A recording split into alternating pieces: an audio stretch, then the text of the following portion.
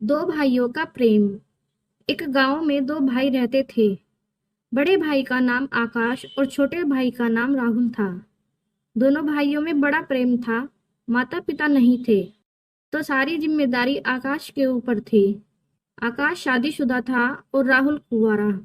राहुल काम में अपने बड़े भाई का हाथ तो बटाता था, लेकिन साथ ही वह यार दोस्तों के साथ खूब मौज भी करता था।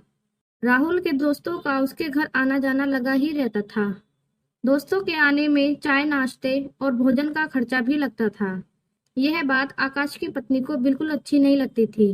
इसलिए उसने राहुल के खिलाफ अपने पति के कान भरने शुरू कर दिए, जिसकी वजह से दोनों भाइयों में झगड़े होने शुरू हो गए। एक दिन दोनों ने आपस में बैठकर विचार किया, इससे पहले कि आपसी संबंध ज्यादा खराब हो जाएं, उन्हें अलग हो जाना चाहिए। फिर दोनों भाइयों में जमीन जायदाद का बंटवारा हो गया। खेती के बारे में भी यह निर्णय हुआ कि जो भी अनाज मिलेगा वह दोनों में आधा आधा बंट जाएगा। दोनों भाई अलग अलग रहने लगे। आकाश की पत्नी बहुत खुश थी, क्योंकि अब उसे राहुल के दोस्तों के लिए चाय नाश्ता नहीं बनाना पड़ता था। लेकिन दोनों भाई खुश नहीं थे। बंटवारा हो जाने के बावजूद उनका प्रेम कम नहीं हुआ था। फसल पक गई। दोनों भाइयों ने उसे बराबर बराबर बांटकर वहीं खेत में ढेरी लगा दी। उसके बाद आकाश अपने छोटे भाई से बोला, देखो राहुल, तुम्हारे दोस्त बहुत हैं। उनको खिलाने पिलाने में काफी अनाज लगता है। तुम अकेले हो। सही देखभाल न होने से कुछ अनाज खराब भी हो जाता है। इसलिए तुम 5 बोरी अनाज ज्यादा ले लो। इस पर राहुल ने उत्तर दिया, नहीं भैया, मुझे ज्यादा अनाज की जरूरत नहीं है। लेकिन आपका परिवार है, बच्चे हैं, इसलिए आपको अधिक अनाज की जरूरत है। आप 5 बोरी अनाज अधिक ले लो। इस तरह दोनों भाई एक दूसरे को अधिक अनाज लेने के लिए कहते रहे, लेकिन कोई राजी नहीं हुआ। अंततः दोनों ने फैसला किया कि रात हो गई है, अनाज की बोरियां रात में ही यहीं रहेंगी। हम लोग सुबह आकर इन्हें ले जाएंगे।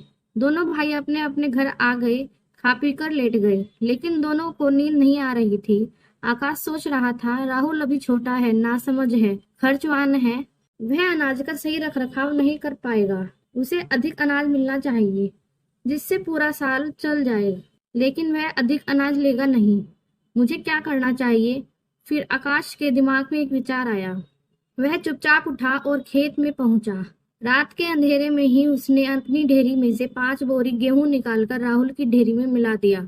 इसके बाद वह घर आकर चैन से सो गया। इधर राहुल को भी बेचैनी के कारण नींद नहीं आ रही थी। वह सोच रहा था कि भैया बड़े होने के कारण संतोष कर रहे हैं, जबकि उनका परिवार बड़ा है, जिम्मेदारियां भी अधिक हैं। उन्हें अधिक अनाज मिलना चाहिए।